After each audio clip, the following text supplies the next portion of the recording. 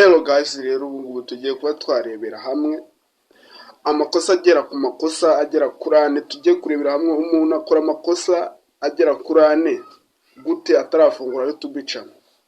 Icyo kibazo ndabizi ko nawe uri kukibaza mu mutwe wawe, ariko bikaba byagucanze. Niyo mpamvu rero ndi hano ngiye kuba nagusobanurira ni gute ukora amakosa agera kuri ane utaranafungura YouTube channel. Ubwo rero ayo makosa ngiye kukubwira ni ayahe, ameze ute, uyakora gute, wayakosora gute. So guys, rero bantu making sure yuko wakande subscribe, nicyo cya mbere, like, share na comment. Ibyo bindi byaza ari inyongera, ariko nabyo ari inyongera nziza, ariko wakande subscribe aba ari ingenzi cyane. Nurangiza ufungura iyo nzogera, ko urabizi iyo umuntu afunguye inzogera ikintu bimufasha bundi buriya gufungura inzogera uko umuntu wakoreye ku nzogera. Buri gihe yashize video kuri YouTube batubagwa notification yuko iyo video igeze he kuri YouTube, ukatuyireba mu ba mbere, nta wundi muntu urayikora ukumva ukayireba ikiri shyashya. So guys, rero tugiye kuba twarebera hamwe amakosa agera ku makosa ane. Ikosa rya mbere umuntu akora atarafungura YouTube. Ikosa rya mbere tugiye guheraho ni ikosa ryo kuba ibintu bijyanye na YouTube nta bumenyi ubifiteho. Buriya rero ni ikosa kugira ujye gufungura YouTube channel nta bumenyi ubifiteho. Niba ugiye gufungura YouTube channel utazi ngo ba-uploading gute, utazi ngo bakora thumbnail gute. Thumbnail murabizi ni amafoto amwe bashyira imbere ya video, nyine ukareba iyo foto ukabona ni nziza, warangiza ukahita ukirika kuri iyo video ukayireba. Ari amafoto akurura abantu cyane. Niba utazi gukora thumbnail, abantu batazi no kuyikora muze kunyandikira muri comment, nazabakora video y'ukuntu bakora thumbnail nziza. Warangiza ukajya gufungura channel nta bumenyi na buke ubifiteho. Channel rero igira ikintu bita channel history. Buriya channel history yawe idafunguye, channel yawe nta hantu ibiteze kuzagera habe na hato. Mubyumve neza, nta hantu habe na hato channel yawe ibiteze kuzagera.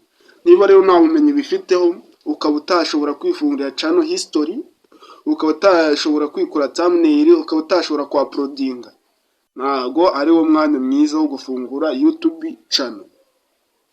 We banzuze kuri YouTube nka gutya nyine nk'aya mavideo tubigisha, ugende murebe mu mavideo yanjye, haba harimo amavideo menshi yigisha ibintu nk'ibyo nyine. Ubanze wige mbere yuko ufungura channel. Ibyo ni ikosa rya mbere, reka turiveho.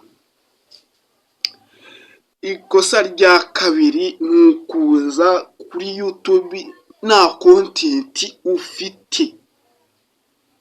Nta content ugize ufite. Njya mbibona cyane, hari abantu ugasanga umuntu ejo yashyizeho highlight, ejo ashyiraho agasobanuye, ejo ashyiraho indirimbo nabwo itariye. Ndagira mbabwire ko biriya bintu ari amakosa cyane. Niba utegereje kuzarya amafaranga ya YouTube ugikora ibintu nk'ibi ngibi, ndakurahiye pe nayo wazarya. Ngiye bisa nkaho iyi ngiyi ari channel ya kabiri nkoze, ni ya gatatu. Iya mbere narikoze biranga nyine, nanjye nari meze nka gutyo nta bumenyi naki, ariko naje kugira ndavuga ati reka mbanshakisha ubumenyi. Iki ni iki channel ya mbere nakoze, urabyumva bigeze hejuru. Ukaza nta content ufite, ukaza ukajya uvanga amavideo. Niba waravuze ati nzajya nkora video z'imikino, uraza ukore video z'imikino, cyangwa se niba ari comedy ukore comedy, niba ari video zigisha guteka wigishe guteka, ariko utajya uvanga comedy, imikino, ama highlight, umupira iki. Iryo naryo ni ikosa mutazabyongera. Hitamo content imwe abantu bayikumenyereho, bayigukundire. Okay, iryo ni ikosa rya kabiri. Ubwo rero ikosa rya gatatu ni ugasanga umuntu aje kuri YouTube nta ntego afite. Ibintu murimo murabyumva, nta ntego afite. Niba ubundi uje kuri YouTube ujya gufungura YouTube channel ubizi neza intego ufite niyi, ugasanga urimo uploadinga video imwe ukamara ukwezi nta yindi video uploadinga. What? Ukambwira ngo ubwo se ni iki cyo kikuzanye? Nibyatwa n'ubundi nawe ukemera nka babandi badafite amacano, ariko nyine nawe ukajya wirebera amavideo n'abandi bose ugatanga comment, ariko utaje kubeshya abaturarwanda ngo iki ni iki. Iryo naryo ni ikosa. Umuntu akaza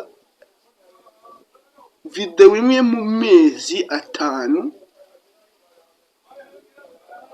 iryo ni ikosa umuntu afungura mbere yuko, ni ikosa nako umuntu akora mbere yuko afungura YouTube channel. None ikosa rya kane ari naryo ribi, bantu mugiye gufungura YouTube channel mwitonde. Nka gutyo utarafungura YouTube channel ariko utanga ama comment ku yandi ma video y'abandi bantu nyine uryo ureba, ndagira ngo nkumenyeshe yuko gutanga ama comment atari meza adafututse biriya bintu.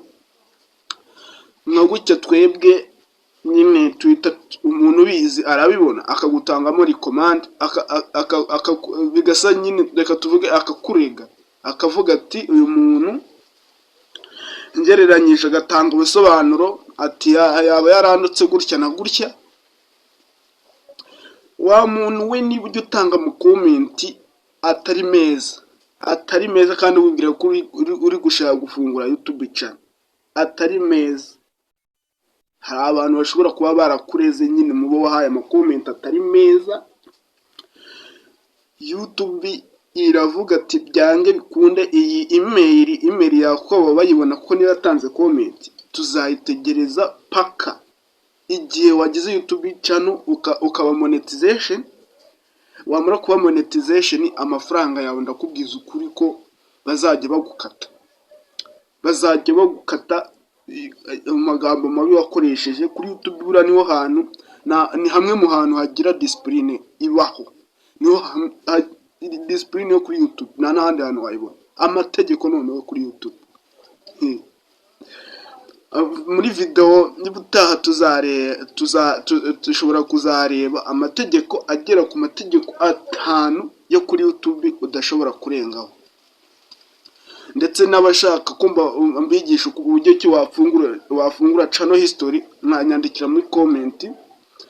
Ariko usibye n'ibyo ngivyo hari akandi gashya mwabonye muri video, gukoresha telefone nyingi. Murimo murabibona telefone nyingi ukayikoresha nka microphone, akanako na kandi gatangaza. Ariko abakeneye kumenya uburyo wakoresha phone nyingi ukayikoresha nka microphone, nawe mwamyandikira muri comment mukaza kumbwira uburyo nabigisha uko wakoresha phone nyingi nka microphone. So guys, rero amakosa agera kuri ane yacu turayabonye. Ubwo rero igisigaye nta kindi, banza umaking sure yuko wakanze subscribe, kuko ibutaha noneho video ngiye kuzana zo zifite ubwenge kabisa. Ciao ndabakunda cyane.